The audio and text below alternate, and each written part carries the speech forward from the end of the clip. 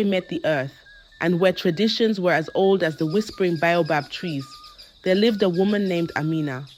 Amina was enchanting. Her eyes were dark pools of wisdom, and her laughter had the power to make the sternest elder smile. Yet, despite her beauty and charm, she remained unmarried. Tired of her solitude and desperate to find a husband, Amina consulted the oracle, a wizened old woman named Nia, who could commune with the ancestors. In a hut that smelled of herbs and ancient scrolls, Nia spoke. Child, your destiny is unlike any other. The man who fathers your child will become the ruler of this village, and his reign will bring unparalleled prosperity. Intrigued and emboldened, Amina devised a radical plan. She would sleep with every eligible man in the village. This way, she reasoned, she would not only find her destined husband, but also secure the best future ruler for her people. As weeks turned into months, the village began to buzz with rumors. Amina's unconventional search for a husband became the talk at every gathering around every fire. Finally, Amina found herself with child. She was radiant, her belly round and full, a living testament to the prophecy. As her due date approached, tension thickened in the air. Each family with an eligible son began to claim the unborn child as their own, laying their stake to the future chieftainship. In the middle of this maelstrom, Amina gave birth to a healthy baby boy. The village rejoiced, but the joy was short-lived, for the next problem was immediate and pressing. Who was the father of this child born to rule? Elders convened, wives gossiped, warriors sharpened their spears. Everyone had a theory, and every man wanted a test. The village was on the brink of a civil war, and only the true identification of the child's father could bring peace. Yet Amina remained serenely confident. She knew that the prophecy would not fail her, nor would it fail her people. And so, with her newborn son cradled in her arms, she awaited the revelation that would change the fate of her village forever. A week had passed since the birth of Amina's son, whom she named Tariq, meaning he who knocks at the door. It seemed as though Tariq was indeed knocking at the door of a new era for the village, one fraught with uncertainty and anticipation. The Council of Elders, the esteemed body responsible for making major decisions in the village, convened under the oldest baobab tree. Its gnarled branches seemed to sag with the weight of the momentous decision ahead. Our ancestors have always shown us the way in times of both harmony and discord, said Osei, the eldest among them, his voice trembling like the last leaves of autumn. We must seek their wisdom to resolve this crisis. Just then, Nia, the oracle, stepped into the circle, her eyes glowing with a fire that seemed almost supernatural. I have spoken with the ancestors, Naya began, her voice a mesmerizing melody that silenced even the cicadas. They propose a test, one that will reveal not just the father of young Tariq, but also the future leader of our people. Murmurs spread through the council, even among the elders who had seen many harvests and many seasons. This was unprecedented. The test, continued Nia, will require each potential father to undertake a journey to the sacred mountain. At its peak lies a stone, not just any stone, a moonstone imbued with the wisdom of our ancestors. The man who returns with this stone will be deemed the true father and the destined ruler of our village. A collective gasp filled the air. The sacred mountain was a place of many perils, wild beasts, treacherous terrain, and above all, spiritual trials that could break even the strongest will. Yet, the Council of Elders knew there was no other way. After a moment of ponderous silence, Osei spoke. Then it is decided. Each claimant will set forth at dawn 3 days hence. May the ancestors guide us. As the council dispersed, a kaleidoscope of emotions filled the village square. Excitement, fear, hope, all woven together in a tapestry as intricate as life itself. Amina, holding Tariq close to her chest, felt a calm assurance wash over her. The ancestors had set the stage, and now it was up to the men to prove their mettle. But even she couldn't foresee the twists and turns that lay ahead, for the journey to the sacred mountain was one that would bring surprising revelations, ones that would change the village and its people in ways they had never imagined. As dawn broke 3 days later, a sense of expectant hush enveloped the village. The air was thick with the smell of burning sage as incense billowed from the homes, seeking the blessings of the ancestors for the journey ahead. 6 men stood at the village square, each representing a different family, claiming Tariq as their kin. Their faces were a canvas of emotions, eagerness, fear, and a simmering excitement that seemed almost palpable. Amina, cradling Tariq in her arms, watched them quietly. Her eyes met each of theirs, a wordless message that seemed to say, "May the best man win." With a blow of a horn and the beat of drums, the journey began. Each man carried a satchel filled with offerings, kola nuts, palm wine, and sacred amulets to honor the spirits of the sacred mountain. The path was laden with challenges, both physical and mystical.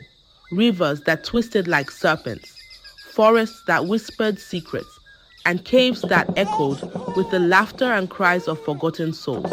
However, the real test lay at the foot of the sacred mountain.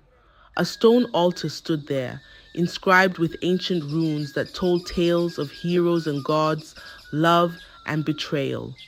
Beside the altar was a pool of water, so clear it mirrored their deepest fears and desires. As the men reached the altar, a voice echoed around them, a voice so ethereal it seemed to belong to the mountain itself. "Offer what you value most, and you may proceed," the voice resonated, filling the air with an unspoken gravity. One by one, the men approached the altar. Some offered gold, others heirlooms passed down through generations. But nothing happened. The way to the peak remained sealed, as if mocking their futile attempts. Finally, it was Django's turn. Django was not the wealthiest or the strongest among them, but he was known for his wisdom and humility. Instead of placing an object on the altar, he knelt and offered a prayer for the village, for Amina, and for the unborn generations who would inherit the earth. As he finished, the altar glowed a soft, radiant light, and the path to the peak opened up as if summoned by his sincerity. Awed and humbled, the men followed Django as he led the way. The weight of their journey seemed a little lighter, the resolve a little stronger, bound by the newfound understanding that true leadership required more than just wealth or strength. It required the wisdom of the heart. The ascent up the sacred mountain was unlike any other climb. Every step seemed to be a dance between the earthly and the divine, where physical exertion met spiritual enlightenment. The men felt their breaths grow shorter, but their senses heightened. Every rock, every gust of wind, appeared imbued with ancestral wisdom. Finally, they reached the peak, where the night sky seemed to be within arm's reach, twinkling stars bearing witness to this pivotal moment in the village's history. There it was, the moonstone glowing softly in the moonlight, almost as if pulsating with the heartbeat of the mountain itself. Django approached the stone first, his hands trembling as he touched its cool surface. The moonstone lit up, its glow intensifying into a radiant beam that shot up towards the sky, returning as a cascade of light that enveloped him. "Django, son of Kofi," a celestial voice echoed, "you have proven your worth. This child, Tariq, is yours, and you are destined to lead your people." Overwhelmed by emotion, Django fell to his knees. The men who accompanied him were silent, humbled and awed by the revelation. their prior envy and rivalry dissipating like morning mist. As they descended the mountain, the village came into sight, bathed in the soft glow of dawn. The men felt different, transformed not just by the revelation, but also by the journey itself. It was as if they had shed layers of ignorance and ego, revealing new skins of wisdom and humility. When they arrived, the entire village had gathered, the tension in the air palpable, a sea of faces, anxious and expectant. Django stepped forward, holding the moonstone high for all to see. "The ancestors have spoken," he declared. "I am the father of Tariq, and it is my destiny to lead this village." A collective gasp followed, then a roar of cheers and ululations. The elders nodded in approval, their faith in ancestral wisdom reaffirmed. Amina, with Tariq in her arms, walked over to Django. Their eyes met, and in that moment, all the complexities and hardships seemed to melt away, leaving behind a pure, unspoken understanding. As Django took his son in his arms for the first time, the village erupted in joyous celebration, but Amina knew that this was just the beginning. They had averted a crisis and perhaps even started a new chapter in their history. But the real work lay ahead, in raising a child destined for greatness and leading a village towards prosperity.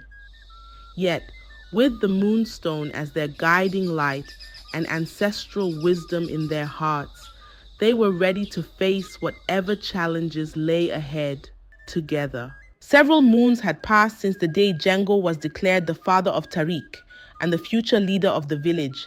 A sense of peace and prosperity seemed to have settled over the community, a testament to the prophecy foretold. Or so it seemed. One fateful evening, as Amina was nursing Tariq under the shadow of their family hut, she overheard a hushed conversation from behind the thick baobab tree that stood sentinel-like near her home. "You've done well, Django. The village suspects nothing, and the prophecy appears fulfilled." The raspy voice of Nia, the oracle, was unmistakable. "My conscience is troubled, Nia. We have deceived the people who trust us, and I am raising a son who is not truly mine." Django's voice quivered with regret. "Ah, but you will be a wise and kind ruler? Isn't that what's best for the village? A benevolent deception, I call it," Nia responded, her tone chillingly casual. Amina's heart sank. Betrayal, like a stealthy serpent, had entered her garden of trust. As she looked at Tariq, innocent and oblivious, a new resolve formed in her mind. The villagers might have been deceived, but they deserved the truth, especially when a future leader was in question. And her son Tariq deserved to know his true heritage. But how would she expose this conspiracy without plunging the village into chaos once again?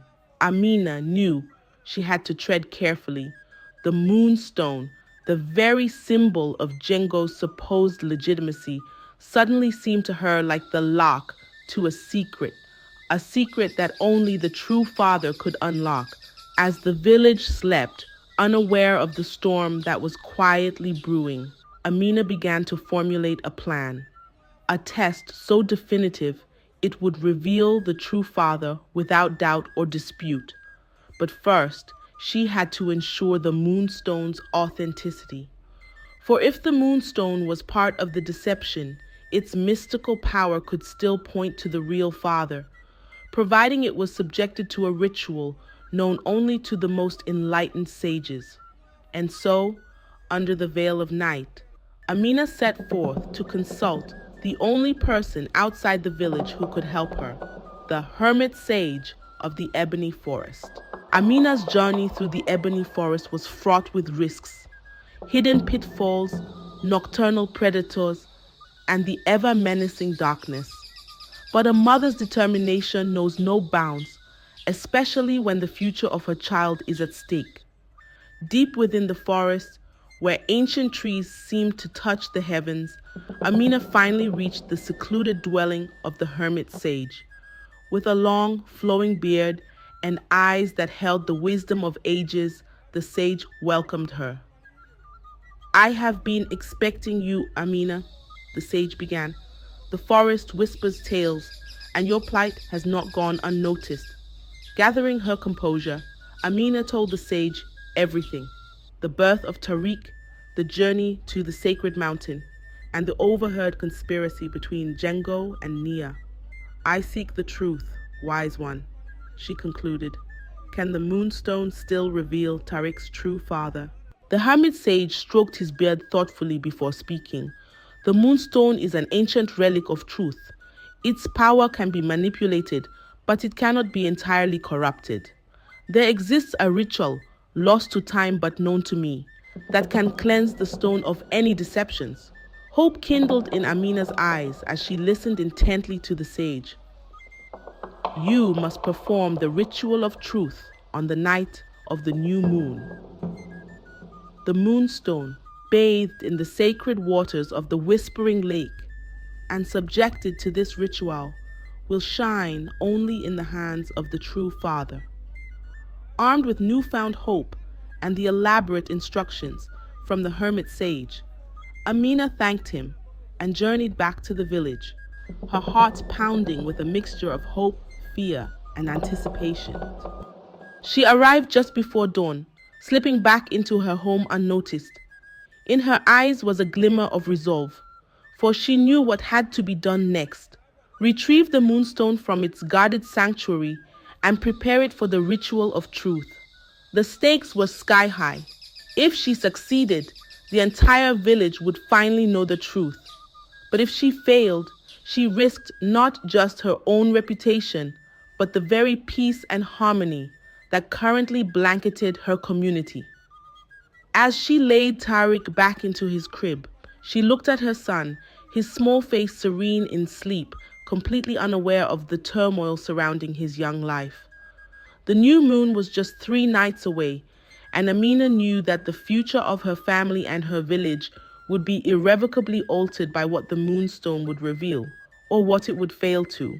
As the new moon approached, Amina felt time compress, each second loaded with impending revelation or disastrous consequence. She had managed to discreetly acquire the moonstone from its sanctuary with the help of a sympathetic guard who believed in her quest for truth. Now it lay hidden beneath the floorboards of her hut, pulsing as if aware of its imminent role. Finally, the night of the new moon arrived. With Tariq safely asleep and Django away at a council meeting, Amina seized her opportunity. She unearthed the moonstone and set off towards Whispering Lake, a secluded body of water said to possess cleansing energies. Cloaked in darkness, her heart pounding in sync with her steps, Amina reached the lake and began the ritual of truth. She submerged the moonstone into the water, reciting the ancient incantations the hermit sage had imparted to her. As the last syllable left her lips, the moonstone glowed a soft white light, illuminating the dark waters. For a moment, Amina felt a ripple of energy course through her, as if the spirits of the lake whispered their approval. With the moonstone now cleansed and activated, she returned to the village, her every step shadowed by both anticipation and dread. Tonight, the village would gather for the Feast of Ancestors, a night of celebration, but for Amina, a night that would bear witness to either her ultimate vindication or her deepest disgrace. At the feast, as the villagers danced and sang, Amina revealed the moonstone, claiming it had been further empowered by the spirits for a special blessing. The crowd, high on communal fervor and intrigue, was eager to witness the spectacle. As per the ancient rites, let each potential father hold the stone, Amina announced, her voice unwavering. The true father of Tariq will activate its light. One by one, the men came up, each gripping the moonstone tightly. But the stone remained inert, its light dim, as if withholding its power. Finally, it was Django's turn. The crowd held its collective breath.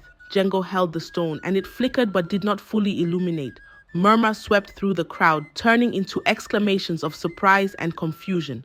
Before anyone could speak, a voice erupted from the back. Wait, the stone speaks not just to the hands that hold it, but to the eyes that meet it. Amina, look upon the stone.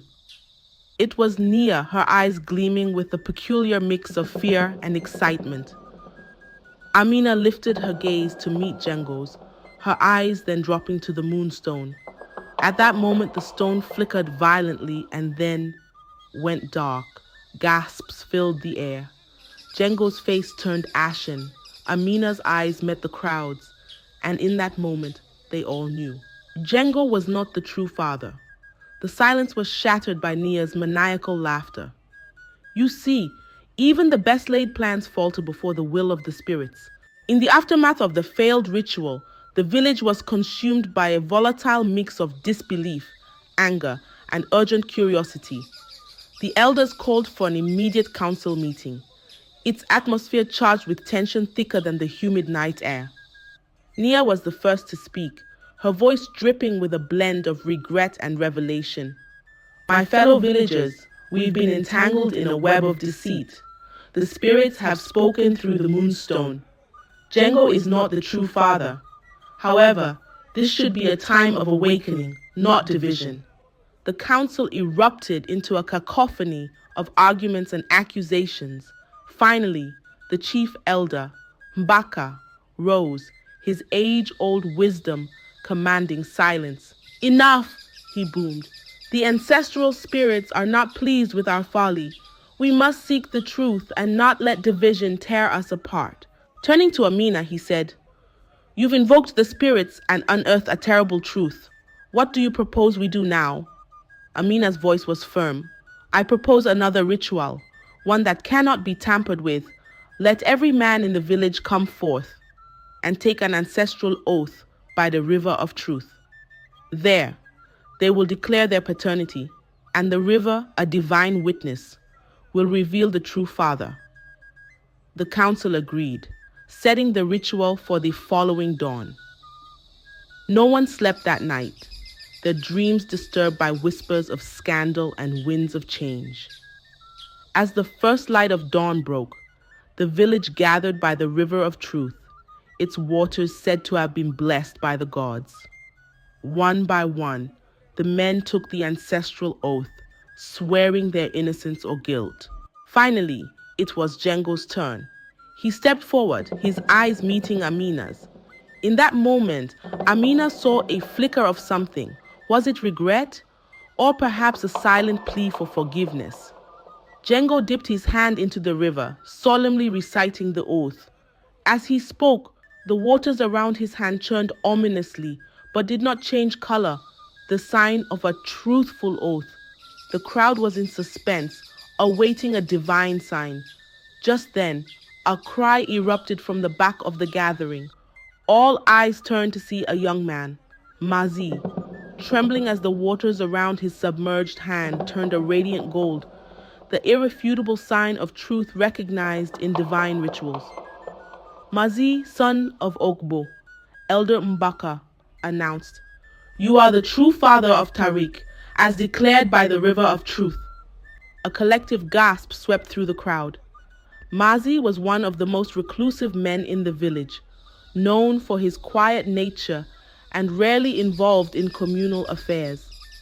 As Mazi hesitantly stepped forward, Amina's eyes met his. In that brief connection, she saw flashes of integrity and sincerity, characteristics she had yearned for but not found until now. The revelation of Mazi as the true father shook the very foundations of the village. Murmurs echoed among the crowd as Mazi approached Amina and Tariq, his eyes full of humility and a quiet kind of strength. Elder Mbaka stepped forward, his presence silencing the crowd. The river of truth has spoken. Mazi is the father, and we must honor this divine verdict. He looked towards Django and Nia, his eyes narrowing. As for those who led us astray, they shall face the council of elders for their actions. Mazi took his place beside Amina and Tariq. In that moment, Amina felt a new chapter in their lives was about to begin, one marked by honesty, respect, and love, things that had been so lacking in her recent past. As the rightful father, I will do my best to live up to this responsibility, Mazi declared, his voice tinged with genuine resolve.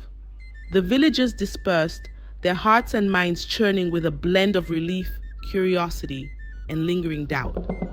The atmosphere was electric, and a sense of anticipation filled the air. It was clear that things would never be the same again. That evening, the Council of Elders met in an emergency session to discuss the fate of Jengo and Nia. The chamber was tense, as elders weighed the implications of their decision. Finally, they arrived at a verdict. Jengo was stripped of his title and status, mandated to perform public service as a sign of atonement. Nia was banished from her role as oracle, her position to be filled by a new seer chosen through divine consultation. Both faced the village the next day to publicly apologize for their deceit. There was a palpable air of disgrace around them, but also an undertone of tragedy, a reminder that even well-intended actions can lead to disastrous outcomes when they deviate from the path of truth. The prophetic words that Tariq was born to lead seemed to be materializing.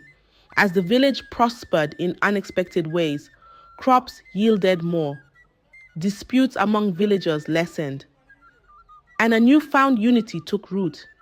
Even Jengo, humbled by his public disgrace, found a path to redemption through sincere atonement. And Nia, though stripped of her title, began a quiet life of reflection, her wisdom no longer mingled with manipulation.